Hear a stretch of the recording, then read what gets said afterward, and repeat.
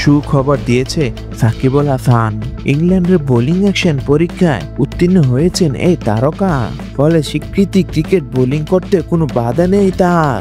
2024 সালে সেপ্টেম্বর মাসে সারের হয়ে কাউন্টি ক্রিকেট খেলার সময় তার বোলিং অ্যাকশন প্রশ্নবিদ্ধ হয়।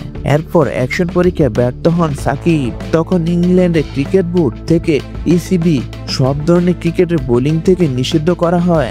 আন্তর্জাতিক ক্রিকেটে প্রশ্নবিদ্ধ না হলেও স্বীকৃতি ল্যাবের পরীক্ষায় ব্যর্থ হয়ে বোলিং করা বন্ধ হয়ে যায় সাকিবের। ডিসেম্বরের প্রথম সপ্তাহে বার্মিংহাম লাভবারা ইউনিভার্সিটিতে আইসিসি অনুমোদিত কেন্দ্রে আবার অ্যাকশন পরীক্ষা দেন সাকিব। সেখানেও পরীক্ষায় উত্তরিত ব্যর্থ হন তিনি। এরপর চেন্নাইতে ফের তিনি বোলিং পরীক্ষা দেন, সেখানেও তিনি উত্তীর্ণ হতে পারেনি।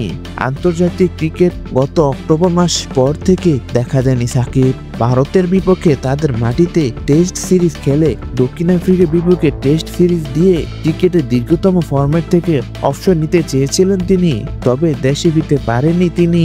গত বছর জাতীয় সংসদ নির্বাচনে আওয়ামী লীগ থেকে সংসদ সদস্য হন সাকিব। এরপর জুলাই আগস্টে ছাত্র আন্দোলনের পর পতন স্বৈরাচার শাসক হাসিনার।